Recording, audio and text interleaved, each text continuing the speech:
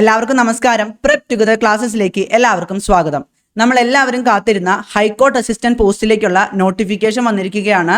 ഇന്ന് 27/3/2024 ഈ ഒരു നോട്ടിഫിക്കേഷൻ വന്നിട്ടുള്ളത്. പോസ്റ്റിന്റെ പേരായി പ്രൊവൈഡ് ചെയ്തിട്ടുള്ളത് അസിസ്റ്റന്റ് എന്ന പോസ്റ്റ് തന്നെയാണ്. ഇവിടെ നിങ്ങൾ അപ്ലൈ ചെയ്യേണ്ടത് www.hckrecruitment.keralacourts.in എന്ന വെബ്സൈറ്റ് വഴിയാണ്. ഇതിൻ്റെ ലിങ്കും മറ്റു കാര്യങ്ങളൊക്കെ ഞാൻ ഡിസ്ക്രിപ്ഷനിലും പിൻ കമൻസിലും പ്രൊവൈഡ് ചെയ്യുന്നതാണ്. ഇവിടെ സ്കെയിൽ ഓഫ് പേ ആയിട്ട് പറഞ്ഞിട്ടുള്ളത് 39,300 മുതൽ 83,000 വരെയാണ്. ഇനി വേക്കൻസീസിലോട്ട് നമ്മൾ നോക്കുമ്പോൾ റിക്രൂട്ട്മെന്റ് നമ്പർ 4/2024 വഴി ഡിഫറൻ്റ്ലി ഏബിൾഡ് കാൻഡിഡേറ്റ്സിനായി 4 ഒഴിവുകൾ. ബാക്ക്ലോഗ് വേക്കൻസീസിലോട്ട് 4 പേരെ റിക്രൂട്ട് ചെയ്യുന്നതാണ്. അത് ഡിസേബിൾഡ് കാൻഡിഡേറ്റ്സിൽ നിന്ന് മാത്രം. ഇനി ഡയറക്റ്റ് റിക്രൂട്ട്മെന്റ് വഴി റിക്രൂട്ട്മെന്റ് നമ്പർ 5/2024 വഴി 41 ആൻറ്റിസിപ്പേറ്റഡ് വേക്കൻസീസിലോട്ടാണ് നമ്മളെ റിക്രൂട്ട് ചെയ്യുന്നത്.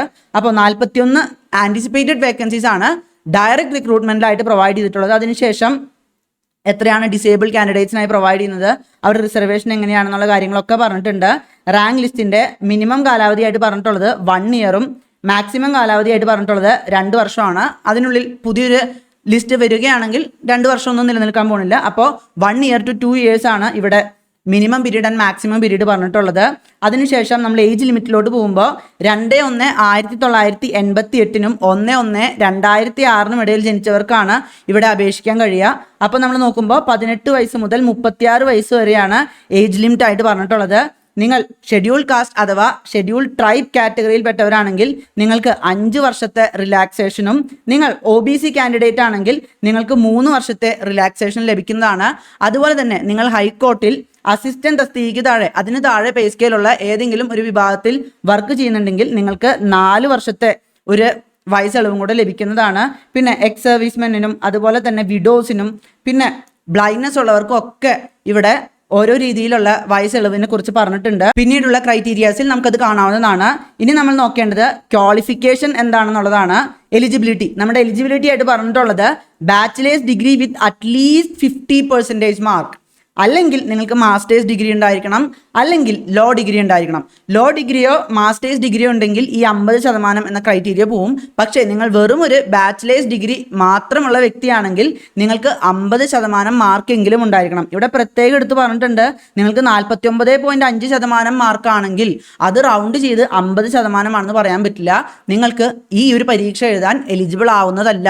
നിങ്ങൾ 50% മുകളിൽ തന്നെ നിങ്ങൾക്ക് മാർക്ക് ഉണ്ടായിരിക്കണം. നിങ്ങൾക്ക് CGPA അല്ലെങ്കിൽ OGPA ഒക്കെ ഗ്രേഡ് പോയിന്റ്സ് ആയിട്ടാണ് പ്രൊവൈഡ് ചെയ്തിട്ടുള്ളതെങ്കിൽ നിങ്ങളുടെ യൂണിവേഴ്സിറ്റിയുടെ മാർഗ്ഗനിർദ്ദേശങ്ങൾക്കനുസരിച്ച് ആ ഒരു ഗ്രേഡ് പോയിന്റിനെ നിങ്ങൾ പെർസെൻറ്റേജിലോട്ട് മാറ്റിയിട്ട് വേണം ഈ ഒരു എലിജിബിലിറ്റി ക്രൈറ്റീരിയ കടന്നിട്ടുണ്ടോ, ക്വാളിഫൈ ചെയ്തിട്ടുണ്ടോ എന്ന് നോക്കാനായിട്ട്. അതിനുശേഷം പറഞ്ഞിട്ടുള്ളത് നിങ്ങളിവിടെ ഈ പറഞ്ഞിട്ടുള്ള ക്വാളിഫിക്കേഷൻ ഈ ഒരു പരീക്ഷയുടെ ഫയലിംഗ് ഓഫ് ഓൺലൈൻ ആപ്ലിക്കേഷൻ്റെ ലാസ്റ്റ് ഡേറ്റിന് മുൻപായിട്ട് നേടിയിട്ടുണ്ടായിരിക്കണം. അപ്പോൾ നിങ്ങൾക്ക് സർട്ടിഫിക്കറ്റ് ലഭിക്കുന്നത് ആ യൂണിവേഴ്സിറ്റിയുടെ സർട്ടിഫിക്കറ്റിൽ ഡേറ്റ് ഓഫ് പാസിംഗ് എന്നുള്ളത് എഴുതിയിട്ടുണ്ടാവുമല്ലോ, അത് ഈ ഒരു ആപ്ലിക്കേഷൻ്റെ അപ്ലൈ ചെയ്യേണ്ട ലാസ്റ്റ് ഡേറ്റിന് മുൻപ് നിങ്ങൾക്ക് ആ ഒരു ക്വാളിഫിക്കേഷൻ ലഭിച്ചിട്ടുണ്ടാവണം.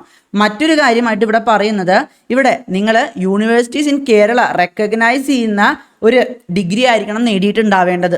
ഇപ്പോൾ കേരളത്തിലെ യൂണിവേഴ്സിറ്റികളിൽ നിന്ന് നേടിയിട്ടുള്ള ഡിഗ്രികളാണെങ്കിൽ കുഴപ്പമില്ല. പുറത്തുള്ള ഏതെങ്കിലും യൂണിവേഴ്സിറ്റിയിൽ നിന്നാണ് നിങ്ങൾ ഡിഗ്രി നേടിയിട്ടുള്ളതെങ്കിൽ കേരളത്തിലത്തെ ഏതെങ്കിലും യൂണിവേഴ്സിറ്റി ആ ഒരു ഡിഗ്രിയെ റെക്കഗ്നൈസ് ചെയ്യുന്നതായിട്ട് നിങ്ങളൊരു സർട്ടിഫിക്കറ്റ് കൂടെ നൽകേണ്ടി വരും. അപ്പോൾ അത്രയാണ് നമ്മളുടെ എലിജിബിലിറ്റിയിൽ പറഞ്ഞിട്ടുള്ളത്. എലിജിബിലിറ്റിയിൽ ഏറ്റവും ഇമ്പോർട്ടൻ്റ് ആയിട്ടുള്ള കാര്യം നിങ്ങൾ 50% മാർക്കെങ്കിലും നേടിയിട്ടുണ്ടാവണം.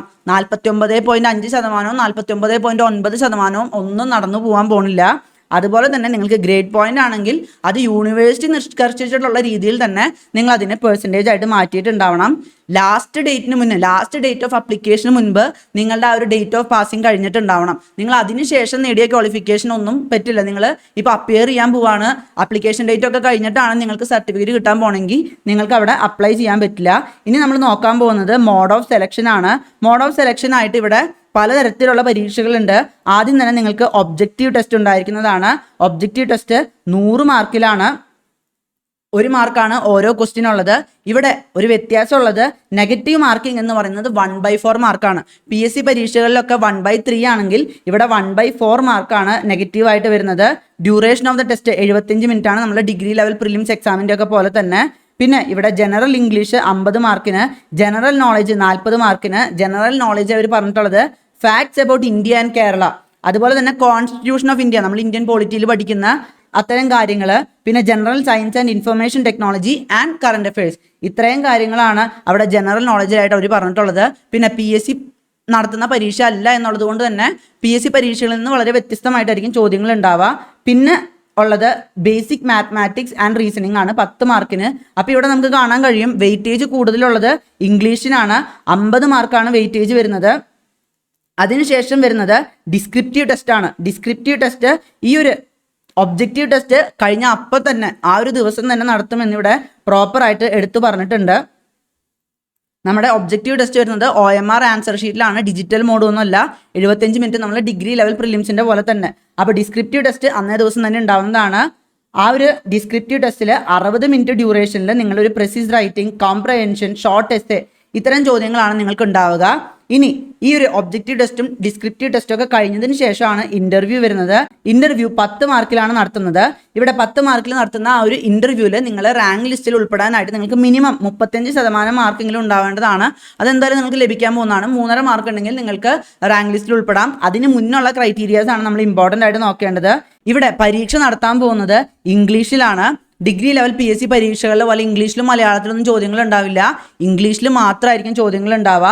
പരീക്ഷയുടെ നിലവാരം എന്ന് പറയുന്നത് ഡിഗ്രി നിലവാരത്തിലായിരിക്കും പരീക്ഷ നടത്തുന്നത്. ഇനി നിങ്ങൾ എങ്ങനെയാണ് ഇന്റർവ്യൂവിന് ക്വാളിഫൈ ചെയ്യാന്ന് നോക്കുവാണെങ്കിൽ ഞാൻ പറഞ്ഞല്ലോ നമ്മളുടെ ഒബ്ജക്റ്റീവ് ടെസ്റ്റും ഡിസ്ക്രിപ്റ്റീവ് ടെസ്റ്റും ഒരേ ദിവസമായിരിക്കും നടത്തുന്നുണ്ടാവുക. പക്ഷേ നിങ്ങൾ ആ ഷോർട്ട് ലിസ്റ്റിൽ ഭാഗമാകുന്നുണ്ടോ എന്ന് നിർണ്ണയിക്കുന്നത് നിങ്ങളുടെ ഒബ്ജക്റ്റീവ് ടെസ്റ്റിൻ്റെ മാർക്കായിരിക്കും. 40% മാർക്കാണ് കട്ട് ഓഫ് ആയിട്ട് പറഞ്ഞിട്ടുള്ളത്. ഈ 40% മാർക്ക് എന്നുള്ളത് മാറാനും സാധ്യതയുണ്ട്. കുറേ പേര് അറ്റംപ്റ്റ് ചെയ്യാണ്, കുറേ പേർക്ക് നല്ല മാർക്ക് ലഭിക്കുകയാണ്. അപ്പോൾ വേക്കൻസീസ് വെച്ച് നോക്കുമ്പോൾ ഒരു ലിമിറ്റഡ് ആൾക്കാരെ എടുക്കാൻ പറ്റുള്ളൂ. അപ്പോൾ നമ്മളുടെ പരീക്ഷ നടത്തുന്ന അതോറിറ്റി ആയ ഹൈക്കോർട്ട് ഓഫ് കേരള അവിടെ വ്യത്യാസം വരുത്തുന്നതാണ്. അപ്പോൾ കട്ട് ഓഫ് 40%-നേക്കാളും മുകളിൽ പോവാം. ഇവിടെ ഈ ഒരു ഒബ്ജക്റ്റീവ് ടെസ്റ്റിലാണ് കട്ട് ഓഫിനെ കുറിച്ച് പറഞ്ഞിട്ടുള്ളത്. ഒബ്ജക്റ്റീവ് ടെസ്റ്റിൽ നിങ്ങൾ ക്വാളിഫൈ ചെയ്തിട്ടുണ്ടെങ്കിൽ മാത്രമേ നിങ്ങൾ പിന്നീട് എഴുതിയ ആ ഡിസ്ക്രിപ്റ്റീവ് ടെസ്റ്റ് ഉണ്ടല്ലോ അത് ഇവാലുവേറ്റ് വരെ ചെയ്യുള്ളൂ. അപ്പോൾ ആ ഒരു ഡിസ്ക്രിപ്റ്റീവ് ടെസ്റ്റിന് നിങ്ങളുടെ മാർക്ക് ഇവാലുവേറ്റ് ചെയ്യണമെങ്കിൽ നിങ്ങൾ ആദ്യം തന്നെ ആ ഒരു ഒബ്ജക്റ്റീവ് ടെസ്റ്റ് ക്വാളിഫൈ ചെയ്തിട്ടുണ്ടാവണം. അപ്പോൾ ആദ്യത്തെ കടമ്പ എന്ന് പറയുന്നത് ഒബ്ജക്റ്റീവ് ടെസ്റ്റിൽ 40%-ന് മുകളിൽ അല്ലെങ്കിൽ കുറേ അധികം ആൾക്കാർ നല്ല മാർക്ക് നേടുന്നുണ്ടെങ്കിൽ അതിന് മുകളിൽ നേടുക എന്നുള്ളതാണ്. അപ്പോൾ ഈ ഡിസ്ക്രിപ്റ്റീവ് ടെസ്റ്റിൻ്റെ മാർക്കും കൂടെ നിങ്ങളുടെ ആ ഒരു ഒബ്ജക്റ്റീവ് ടെസ്റ്റിൻ്റെ മാർക്കിൻ്റെ കൂടെയും അവസാനം നിങ്ങളുടെ ഇൻ്റർവ്യൂവിൻ്റെ ഒരു മാർക്ക് ഉണ്ടല്ലോ, ഞാൻ പറഞ്ഞില്ലേ ഒരു മിനിമം മാർക്കായ 3.5 മാർക്കെങ്കിലും നിങ്ങൾ നേടിയിട്ടുണ്ടാവണമെന്ന്. ആ ഒരു 3.5 മാർക്കിൻ്റെ മുകളിലുള്ള ആ മാർക്കിൻ്റെ കൂടെ നിങ്ങളുടെ ഒബ്ജക്റ്റീവ് ടെസ്റ്റിൻ്റെയും അതുപോലെ തന്നെ ഡിസ്ക്രിപ്റ്റീവ് ടെസ്റ്റിൻ്റെയും മാർക്ക് ആഡ് ചെയ്ത് ടോട്ടൽ മാർക്ക് വെച്ചിട്ടായിരിക്കും നിങ്ങളുടെ റാങ്ക് നിർണ്ണയിക്കുന്നത്. ആ റാങ്ക് നിർണ്ണയിച്ച് 41 ആൻറ്റിസിപ്പേറ്റഡ് വാക്കൻസീസിലോട്ടായിരിക്കും ആൾക്കാരെ തിരഞ്ഞെടുക്കുന്നത്. അടുത്തതായി നമ്മൾ നോക്കുന്നത് അപ്ലിക്കേഷൻ ഫീ ആണ്. അപ്ലിക്കേഷൻ ഫീ ആയിട്ട് പറഞ്ഞിട്ടുള്ളത് 500 രൂപയാണ്.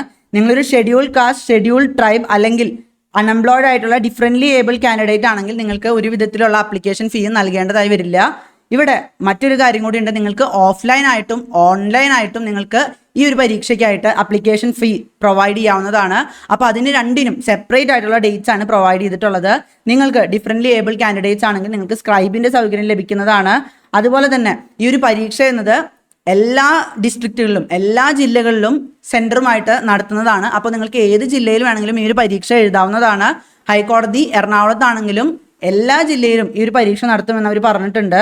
അതിനുശേഷം നമ്മൾ നോക്കേണ്ടത് പരീക്ഷയ്ക്കായിട്ട് നിങ്ങൾ അപ്ലിക്കേഷൻ കൊടുക്കുമ്പോൾ നിങ്ങളൊരു 1 ടൈം രജിസ്ട്രേഷൻ കൂടെ നടത്തേണ്ടതാണ്. PSCക്കൊക്കെ നൽകുന്നത് പോലെ ആദ്യം നിങ്ങൾ ആ പോർട്ടലിൽ 1 ടൈം രജിസ്ട്രേഷൻ നടത്തിയതിന് ശേഷം വേണം നിങ്ങൾ പരീക്ഷയ്ക്കായിട്ട് അപ്ലൈ ചെയ്യാനായിട്ട്. അതിനുശേഷം ഇവിടെ അഡ്മിഷൻ ടിക്കറ്റ് എപ്പോഴാണ് വരിക എന്നുള്ളതാണ് പറഞ്ഞിട്ടുള്ളത്. നിങ്ങൾക്ക് ഈ ഒരു ഒബ്ജക്റ്റീവ് ടെസ്റ്റിനായിട്ട് 3 ആഴ്ചയ്ക്ക് മുൻപും അതുപോലെ തന്നെ നിങ്ങൾക്ക് ഇൻ്റർവ്യൂവിന് മുൻപായിട്ട് 2 ആഴ്ചയ്ക്ക് മുൻപായിട്ടാണ് നിങ്ങൾക്ക് ഹാൾ ടിക്കറ്റ് ലഭിക്കാൻ പോകുന്നത്. അതിനുശേഷം കൊടുത്തിട്ടുള്ളത് ഈ ഒരു പരീക്ഷയുടെ രജിസ്ട്രേഷനുമായി ബന്ധപ്പെട്ട് ഇമ്പോർട്ടൻ്റ് ആയിട്ടുള്ള ഡേറ്റ്സ് ആണ്. 3/4/2024 അതായത് ഏപ്രിൽ 3-ാം തീയതിയാണ് ഈ ഒരു പരീക്ഷയുടെ അപ്ലിക്കേഷൻ്റെ ഡേറ്റ് സ്റ്റാർട്ട് ചെയ്യുന്നത്. നിങ്ങൾ ഓൺലൈൻ മോഡിലാണ് പരീക്ഷയ്ക്ക് ഫീസ് അടയ്ക്കുന്നതെങ്കിൽ ഫീസ് അടച്ച് എല്ലാം നിങ്ങൾ 2/5/2024 മുൻപ് കംപ്ലീറ്റ് ചെയ്യേണ്ടതാണ്. അതായത് മെയ് 2-ാം തീയതിക്കുള്ളിൽ നിങ്ങളെല്ലാം കംപ്ലീറ്റ് ചെയ്യേണ്ടതാണ്. നിങ്ങൾ ഇനി ഓഫ്ലൈൻ മോഡലാണ് നേരിട്ടാണ് ഫീസ് അടയ്ക്കുന്നതെങ്കിൽ നിങ്ങൾ 6/5/2024 മുതൽ 10/5/2024 വരെയുള്ള ആ ഒരു ടൈം പീരീഡിലാണ് നിങ്ങൾ ഓഫ്ലൈനായിട്ട് ഫീസ് അടയ്ക്കേണ്ടത്. അപ്പോൾ 10-ാം തീയതിക്കുള്ളിൽ മെയ് 10-ാം തീയതിക്കുള്ളിൽ എല്ലാ വിധത്തിലുള്ള പ്രോസസ്സും ഓഫ്ലൈനും ഓൺലൈനുമായിട്ടുള്ള പ്രോസസ്സുകളൊക്കെ കംപ്ലീറ്റ് ചെയ്യുന്നതാണ്. ഓൺലൈൻ ആണെങ്കിൽ 2-ാം തീയതിക്കുള്ളിൽ കംപ്ലീറ്റ് ചെയ്യണം. 6-ാം തീയതി മുതൽ 10-ാം തീയതി വരെ എക്സ്ട്രാ ഡേറ്റ് നൽകിയിട്ടുള്ളത് ഓഫ്ലൈനായി ഫീസ് അടയ്ക്കാൻ വേണ്ടി മാത്രമാണ്.